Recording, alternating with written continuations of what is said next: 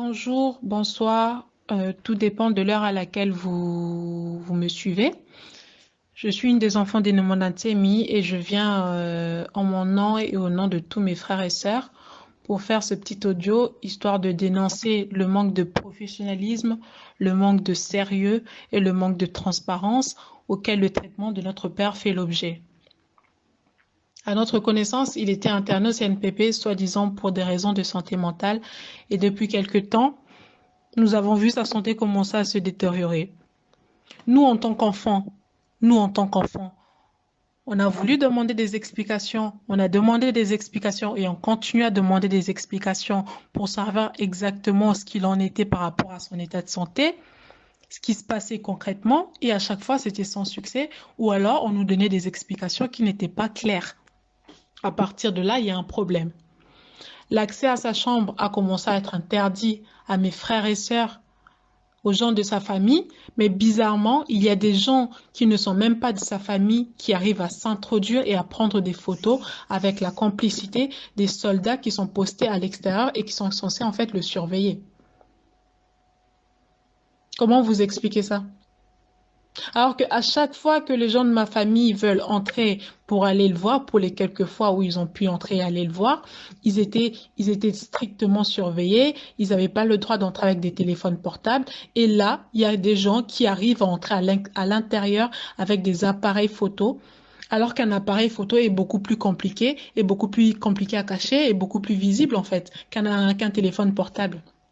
Il y a vraiment une faille qu'on tient à souligner et un manque de rigueur des personnes qui sont chargées en fait d'être à sa garde en particulier et un manque de professionnalisme et de rigueur dans toute cette affaire.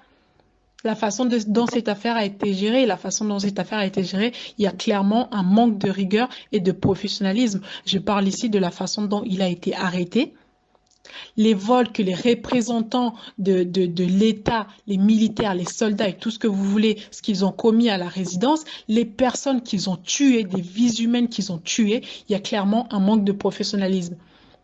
Et aujourd'hui, on nous apprend qu'il est atteint du coronavirus, curieusement, alors qu'il y a 2, 3 jours, comme on demandait des explications par rapport au traitement qu'il suivait, et qu'on n'avait pas des explications claires, on avait décidé de faire appel nous-mêmes, en tant que famille, de faire appel à des docteurs pour faire une contre-expertise de son traitement qu'il avait au CNPP et de savoir exactement ce qu'il en était, ce qu'on lui donnait là-bas en fait. Du jour au lendemain, il a le corona. Quand est-ce qu'ils ont été faire le test pour le corona? On ne sait pas. On nous a dit ça comme ça. Et en plus de ça, on n'a même pas eu le rapport des résultats qui ont été faits par rapport à ce Covid-19. À partir de là, je suis désolée. J'aime le Congo, j'aime tout ce que vous voulez, mais comment vous expliquer autant de manque de professionnalisme et autant de manque de sérieux en fait dans cette affaire? Mais la chose la plus étrange, mes frères et sœurs, la chose la plus étrange, et c'est de ça que c'est un peu l'actualité en ce moment. La chose la plus étrange, c'est la façon dont ils ont voulu faire son transfert du CNPP où il était aux cliniques universitaires où il se trouve aujourd'hui. C'est une jeep de la police qui est arrivée au CNPP du jour au lendemain, comme ça, pour le prendre et pour l'emmener on ne sait pas où. Je vous jure, pour l'emmener, on ne sait pas où. C'est uniquement parce qu'il y avait des gens de ma famille en ce moment-là, quand ils sont arrivés, qu'ils ont insisté pour savoir exactement pourquoi ils étaient venus comme ça et où est-ce qu'ils voulaient l'emmener. Et puis ils vont leur dire quoi? Ils ont juste dit, oh non, non, non, toye kozoye, aza maladie, photo memaye, me bolingi bo memaye, wapi. Question, bolingi bo memaye, wapi. Mes frères et sœurs, soyons sérieux. Soyons sérieux. Dans la logique des choses, est-ce qu'on peut faire le transfert d'une personne malade comme ça dans une Jeep? En plus, un ancien député sans ambulance. Depuis quand les Jeeps des polices sont devenus des ambulances et les policiers des ambulanciers? Ceux qui ont nakata ya voiture wana kasala qui crise. Bango balinga basalani, ba policier na balinga basalani.